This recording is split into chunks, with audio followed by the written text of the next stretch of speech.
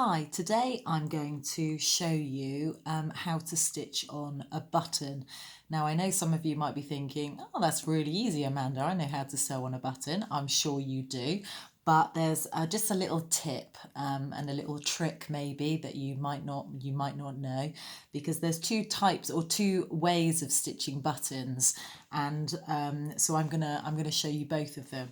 So this on this ordinary shirt here, these buttons have been stitched on. Now these are just flat buttons. I'm just going to bring that towards you.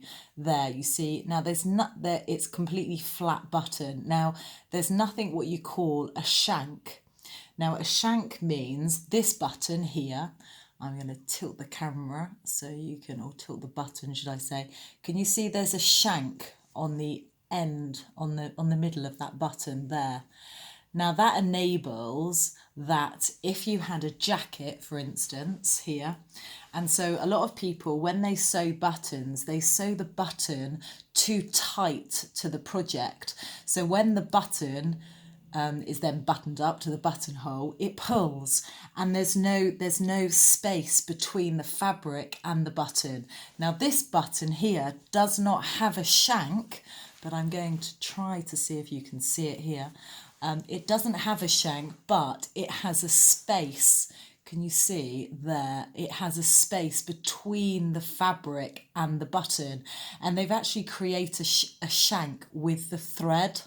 So I'm going to show you how to do that. It's the same principle of this button that has the shank attached to it, but this button was a flat button and it has a shank created with the thread. It's really simple. So if your husband's button comes off his jacket, this is the way to do it. Now I don't do knots, okay? that's just my thing. A lot of my students know that I don't do knots. Now I just do a nice kind of a little over and over stitch here. I'm doing it in red thread, so you can see it hopefully with the camera. So I'm just going to go over and over a couple of times. Now you can go with the loop through with the thread and go like that. Now that's nice and secure. So I'm going to grab this button here. So I'm going to go through. Now you can, because this has got 4 holes, you can crisscross it, or you can go diagonal straight across. Or should I go like, yeah. So I'm going to go down the opposite hole and through to the back there. So I'm probably going to do, just for speediness, I'm not going to bore you. So I'm going to go maybe twice, but you'd probably go at least 4 times, I expect. Okay. Now what I'm doing is I'm not pulling the button too tight to the fabric. Now what I'm going to do, now you can get some matchsticks, you can get anything you like, but these are some cocktail sticks here. I'm going to push that through to 2 of them through to the back. So you're creating a space between the fabric and the button. And now I'm going to carry on stitching. I'm going to go to the other hole and stitch the other hole.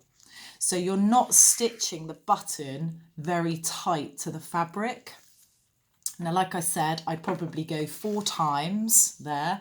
Now pretend that I've gone 4 times. Now I'm going to come up with my thread at the back of the button there.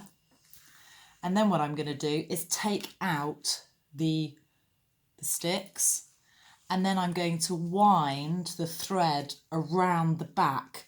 And what you're doing is you're creating, if I can move the camera there, so you're creating a space between. So you wind the thread around the back of the button, and then I'm going to sew into the back of the button. So I'm probably going to go twice, and then with the little loop there, and just pull it and then cut that off. And that's how you sew a jacket button.